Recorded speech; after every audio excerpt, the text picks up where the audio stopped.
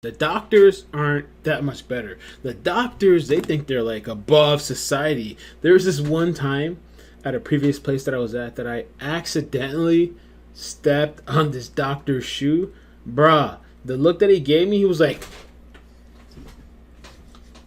the look, it was like I was a peasant and I was filth, and how dare you step on my shoe. Another thing, why do you think that when you go into the ER, the first thing, before you could be dying, you could be having a heart attack, palpitations, why do you think the first thing they want to know before they even take care of you is, oh, what kind of insurance do you have? Oh, we just want to know. Based on the kind of insurance you have is the kind of medical care they're going to give you. Oh, is that crazy? Does that sound crazy? Is that hard to believe? No, it's real. Based on the type of care you have is the type, based on the type of insurance you have is the type of care they're going to give you.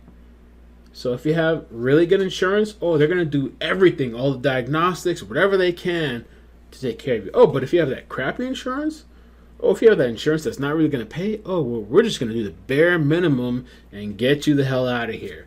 Facts. These corporate people, they're stealing money. One of the CEOs, she had like a fake degree, making $600,000. I'm not even gonna say who or what company, making $600,000 with a fake degree. This is just to let you know what goes on. And let me tell you this: after they found out this person had a fake degree or whatever, they said, she does a good job, so we're gonna keep her. I have honestly been through so many instances, so many times where. Let me give you another example. There was a time where I drew up a medication. It was PO, and it was an antiviral, meaning it's for like HIV or whatever. And I drew up too much, and it was for a baby. And I found out after the fact, and I felt so guilty. I made a mistake. I was so tired. And they're always rushing you. These corporations are always rushing you, pushing you. These people do not care about your life. They don't care about you. And they pressure us. And if we make a mistake, we get fired. Okay? They pressure you. Let me tell you something. I found out later that the dose that I gave, it wasn't like serious. It wasn't serious. It wasn't fatal. It was okay. It was higher than it was supposed to be, but it's not anything that serious or threatening. But before I found it out, I was literally in tears. Let me tell you something else before this video starts. These companies, this hospital, and this is somebody telling you the truth, they will kill you if you're not paying attention, because they're rushing these nurses. They're not giving them breaks. There's a whole corporate foundation behind this. They will kill you. And trust me, they got lawyers lined up. One more case that I'm going to make before I start this video, and I'm going to give you a bone. I'll give you a bone. You can Google this. El Senati. Okay? I'll just say that. Mysterious suicide. Right? He was somebody that, in one of the last places that I worked, he was investigating the corruption that I talk about. The corruption.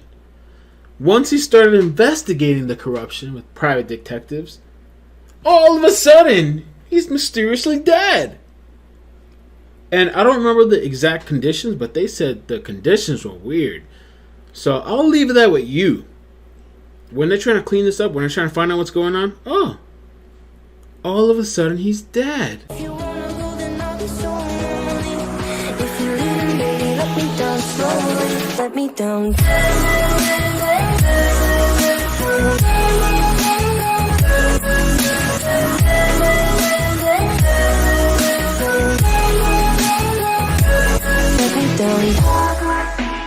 Well, what's up? It's iCkEdMeL. So if you haven't seen my last video regarding the nurses with cards, definitely check it out. I wanted to give some afterthoughts as a pharmacy technician, somebody that's been in the field for a long time. I'm good at what I do.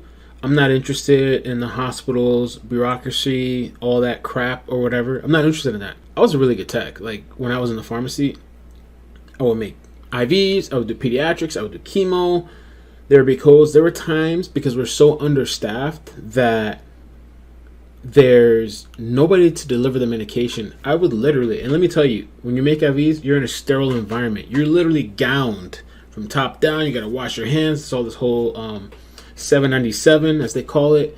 Now they got some other crap that they're implementing. I would literally come out, run up to the floors, deliver the medication myself, and come back. I had a really good connection with a lot of the nurses, except some of the crappy ones, the garbage ones. And I mean, it was vital. A lot of times in pharmacy and nursing with pharmacy techs, there's like this thing where there's like this tension. You got some nasty techs, you got some nasty nurses. You know what I'm saying? There's also this thing that maybe they don't explain. People that are not in this field, that are not in the hospital, in the pharmacy, may not know about this. But these departments sometimes are constantly at odds, because the nurses, if they find something in the wrong spot in the Pyxis machine, which is the machine where you put medication in, they'll write you up. The pharmacy, if they see that the nurses do something wrong, well, they'll write them up, right? And then it creates this whole tension of back and forth, people getting in trouble, people getting written up. And I mean, I've been around some amazing nurses, like in NICU. I mean, literally, babies that are born prematurely, babies that are born with their organs literally outside of their body.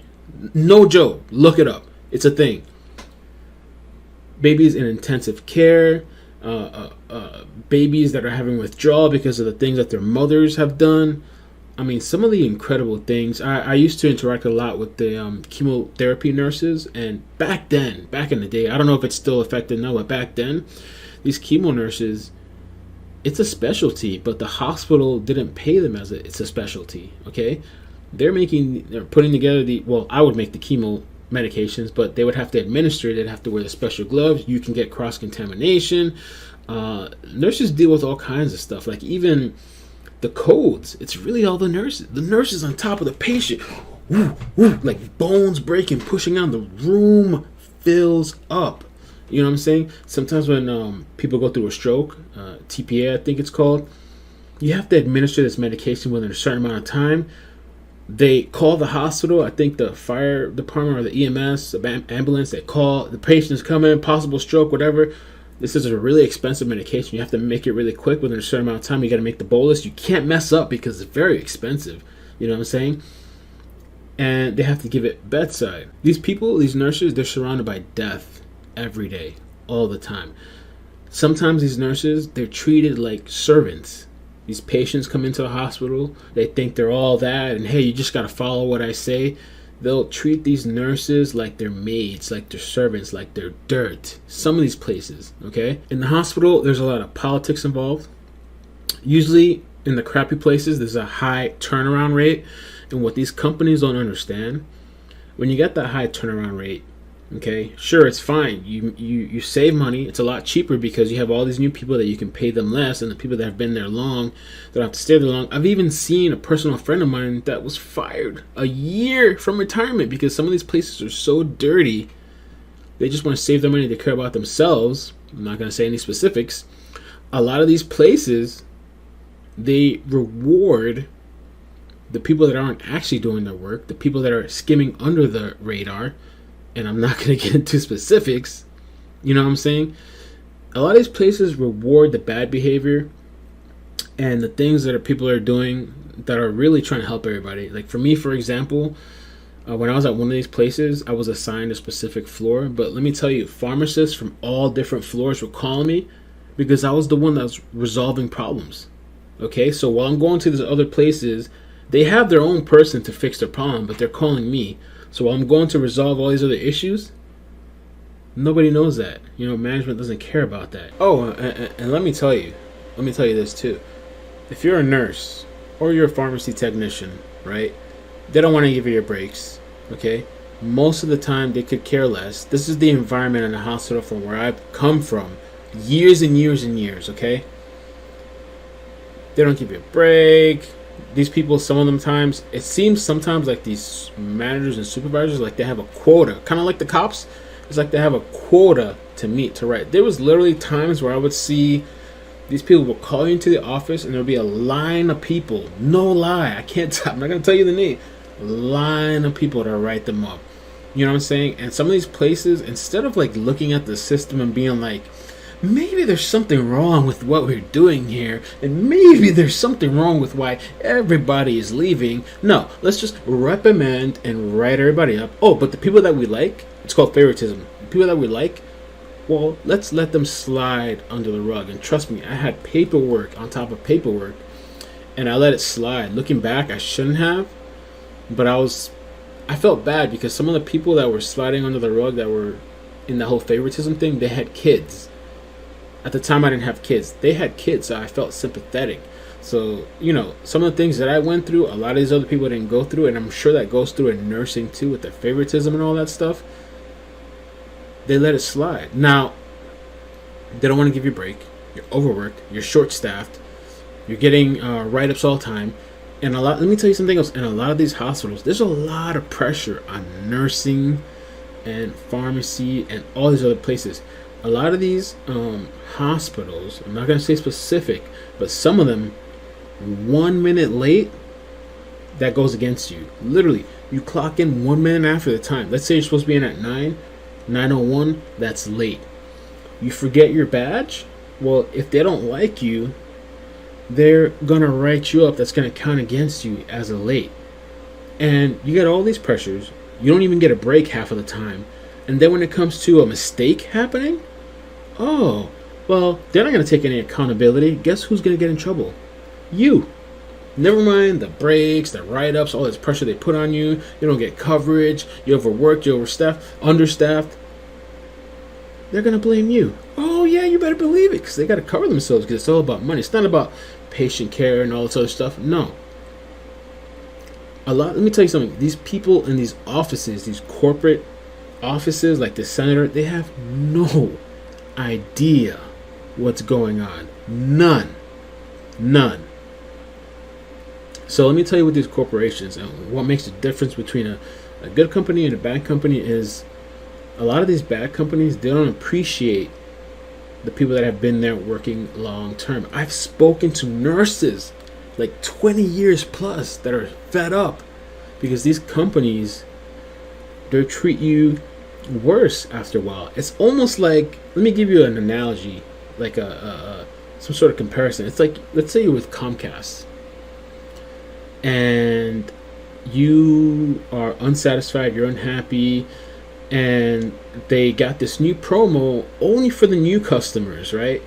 You can get this amount of megabytes with this speed, and it's a lot cheaper. And you go and call in, it's like, hey, I'm not happy, whatever.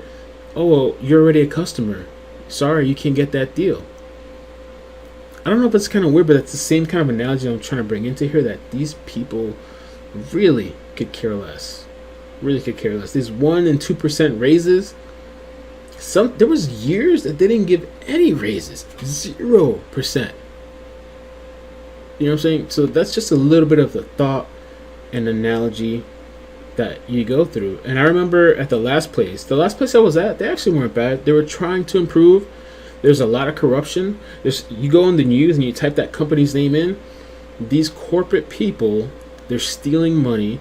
One of the CEOs, she had like a fake degree, making $600,000. I'm not even gonna say who or what company, making $600,000 with a fake degree. This is just to let you know what goes on in some of these places. This is here in South Florida.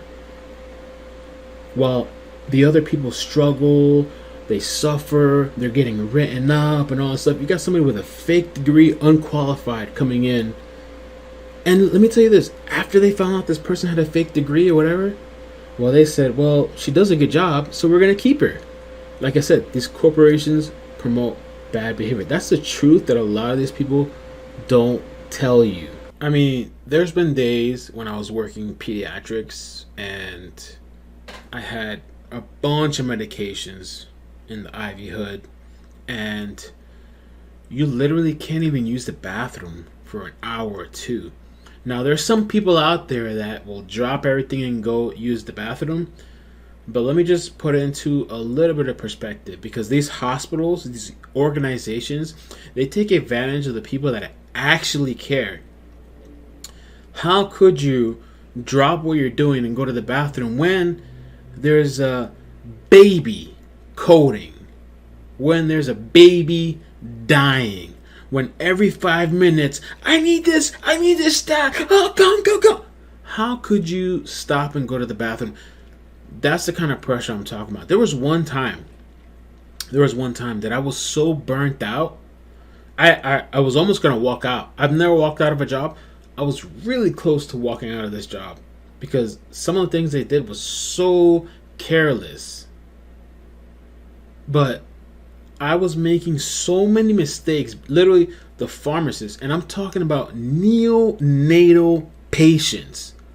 I was making so many mistakes because I was so tired. I was so exhausted because a lot of these companies too with pharmacy techs, when we're working 8-hour shifts, they'll work it into your schedule where you're working like a 5-day week and you get like a day off. And like the way this, if you work in hospital pharmacy, you know what I'm talking about.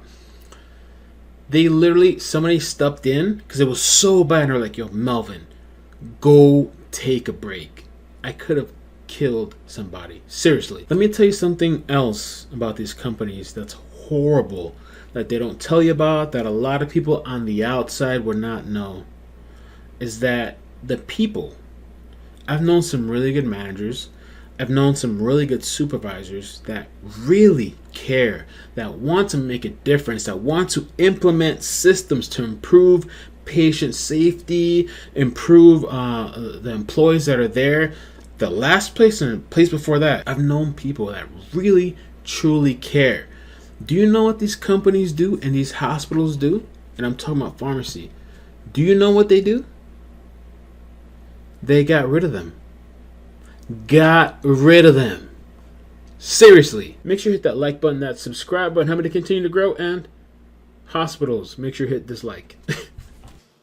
I see potential subscribers. Subscribe for more. This is the mother info war.